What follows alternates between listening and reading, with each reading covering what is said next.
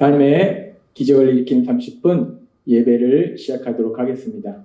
하나님께서 오늘 우리에게 주신 말씀은 요한복음 14장 16절에서 21절까지 말씀입니다. 이 말씀 제가 봉독하도록 하겠습니다.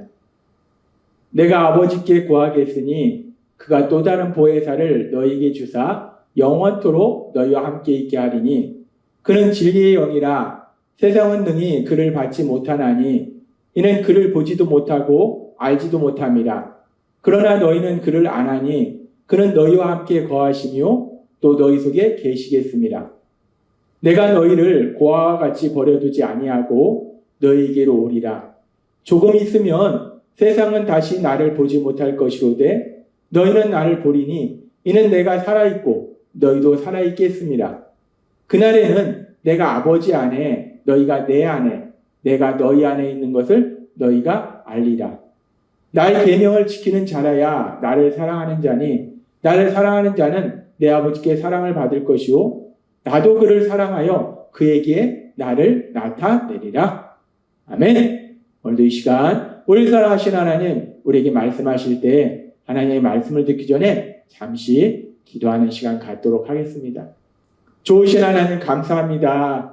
언제나 저희를 사랑하시고 저희와 함께 하시고 오늘도 친히 저희를 찾아오셔서 말씀하시니 감사합니다. 하나님 아버지 오늘도 하나님께서 주시는 말씀들이 저희 귀에 들려지게 하시고 그 말씀들이 믿어지게 하셔서 우리가 이 땅 살아갈 때 우리 눈에 보이는 것으로 살아가는 것이 아니라 우리 귀에 들려오는 소리로 살아가는 것이 아니라 우리 하나님이 주신 말씀들을 믿는 믿음 그 믿음으로 살아가는 저희가 될 수 있도록 은혜 베풀어 주옵소서. 예수님의 이름으로 감사하며 기도드리옵나이다. 아멘. 우리 예수님 이제 3년의 공생의 사역을 마치시고 우리를 죄에서 구원하시는 구원사역을 이루시기 전에 제자들과 최후의 만찬을 하시고 제자들에게 아주 중요한 영적인 진리들을 하나하나 말씀해 주십니다. 그 영적인 진리 중에 하나는 제자들은 하나님을 믿는 이스라엘 백성들이었어요. 근데 하나님께서 구약의 말씀에 여호와 하나님은 한 분이시라라고 말씀하셨어요. 하나님은 한 분이시다라고 말씀하셨어요. 근데 우리 예수님은 이제 제자들에게 하나님은 한 분이신데 그런데 우리 예수님과 하나님은 한 분이시다라고 얘기해요. 예수님이 하나님 안에 있고 하나님이 예수님 안에 계시다. 하나님 아버지가 하나님이시고 우리 예수님도 하나님이시다. 우리 예수님과 하나님은 한 분이시다라고 얘기해요. 하나님은 한 분이신데 하나님 아버지가 하나님이신데 근데 육체를 지니고 이 땅에 오신 그 예수님도 하나님이시라고 말씀하시는 거예요. 그래서 우리가 이성적으로 생각할 때는 상식적으로 생각할 때는 하나님이 두 분이구나 라고 생각할 수 있는데 그러나 그럼에도 불구하고 하나님은 여전히 한 분이심을 말씀해요. 삼위일체 하나님에 대한 엄청난 이 놀라운 진리를 말씀하시는 거예요. 그렇게 우리 예수님께서 삼위일체 하나님에 대한 놀라운 진리를 말씀해 주시고 그래서 예수님께서는 이제 예수님의 십자가 죽으심과 부활하심을 통해서 우리를 죄에서 구원하신 구원사역을 이루시기 때문에 이제 남아있는 제자들에게 또한 제자들을 통해서 예수님을 믿는 우리들이 예수님이 이루신 그 구원사역 그 영혼 구원 사역을 우리가 감당할 수 있다. 그런데 그 영혼 구원 사역을 우리 힘과 능력으로 하는 것이 아니라 우리가 하나님의 말씀에 순종하는 삶을 통해서 예수님의 이름으로 구하면 하나님이 친히 능력으로 역사하셔서 영혼 구원의 놀라운 역사들이 일어나도록 하신다라고 말씀하셨어요. 그렇게 우리 예수님 십자가 죽으심을 앞두시고 아주 중요한 진리들을 하나하나 말씀해 주시고 그리고 이제 또 요한복음 14장 16절은 이렇게 말씀합니다. 내가 아버지께 구하겠으니 그가 또 다른 보혜사를 너에게 주사 영원토록 너희와 함께 있게 하리니. 아멘. 우리 예수님 말씀하세요. 내가 하나님 아버지께 구한다. 무엇을 구하는가? 또 다른 보혜사가 너희에게 오도록 구하겠다라고 말씀한다는 거예요. 우리 예수님 이제 십자가 죽으심과 부활하심을 통해서 우리를 죄에서 구원하시는 구원사를 이루신 이후에 이제 우리 예수님 처음에 계셨던 하나님 아버지 곁으로 그러니까 영원한 하나님 나라로 가신다는 하나님 아버지 곁으로 가셨을 때 우리 예수님이 그 하나님 아버지께 말씀드려서 또 다른 보혜사를 보내주시겠다라고 말씀합니다. 또 다른 보혜사. 여기서 보혜사라는 말씀은 헬라어로 파라클레오토스라는 단어를 사용해요. 파라클레오토스라는 단어는 돕기 위해 부름받은 자라는 의미예요. 보혜사는 돕기 위해 부름받은 자. 그래서 또 그 보혜사는 돕는 자, 위로자, 격려자 이런 여러 가지 의미로 사용돼요. 그래서 우리 예수님이 이제 십자가 죽으심과 부활하심을 통해서 우리를 죄에서 구원하시는 구원사역을 이루신 이후에 하나님 아버지 곁으로 가시면 그렇게 우리를 돕는 자요, 위로자요, 격려자가 되시는 또 다른 보혜사를 우리에게 보내주시겠다라고 말씀해요. 그리고 그 또 다른 보혜사는 누군가? 성령 하나님이라는 거예요. 성령 하나님을 우리에게 보내주시겠다라고 말씀한다는 거예요. 그러면서 이 말씀을 우리가 조금 더 자세히 살펴보면 우리 예수님께서 내가 아버지께 구하겠으니 그가 보혜사를 너에게 주사라고 말씀하시지 않고 또 다른 보혜사를 주신다는 거예요. 그렇다면 성령 하나님 말고 보혜사가 또 있다는 거예요. 그 보혜사가 누구인가? 그 부분에 대해서 하나님께서는 요한일서 2장 1절의 말씀을 통해서 이렇게 말씀합니다. 나의 자녀들아 내가 이것을 너희에게 쓰면 너희로 죄를 범하지 않게 하려 함이라. 만일 누가 죄를 범하여도 아버지 앞에서 우리에게 대언자가 있으니 곧 의로우신 예수 그리스도라. 우리에게 대언자가 있으니 곧 의로우신 예수 그리스도시라. 우리 예수님이 우리의 대언자가 되신다는 거예요. 근데 여기서 대언자라는 말씀을 우리가 성경에 기록된 헬라어 원문으로 보면 이 대언자라는 말씀이 바로 파라클레오토스예요. 보혜사를 의미해요. 즉 우리 예수님이 대언자가 되신다. 파라클레토스가 되신다. 보혜사가 되신다라는 말씀이에요. 우리 예수님이 보혜사가 되시고 이제 그 보혜사 되시는 우리 예수님, 우리를 돕는 자요, 위로자요, 격려자가 되시는 그 예수님이 우리를 죄에서 구원하시기 위해서 진 십자가에서 우리가 받아야 될 죄임을 대신 받으시는 형벌 대속의 죽으심을 맞이하시고 부활하셔서 이제 하나님 곁으로 가실 때에 우리 예수님께서 하나님 아버지께 구해서 또 다른 보혜사, 성령 하나님을 우리에게 보내신다라고 말씀한다는 거예요. 그렇게 우리 예수님이 이제 십자가 형벌 대속의 죽으심을 통해서 우리를 죄에서 구원하신 구원사역을 이루신 이후에 예수님을 구주와 주님으로 믿는 우리들에게 또 다른 보혜사인 성령 하나님을 보내주시고 그 성령 하나님이 우리가 영원히 함께 하신다라고 말씀한다는 거예요.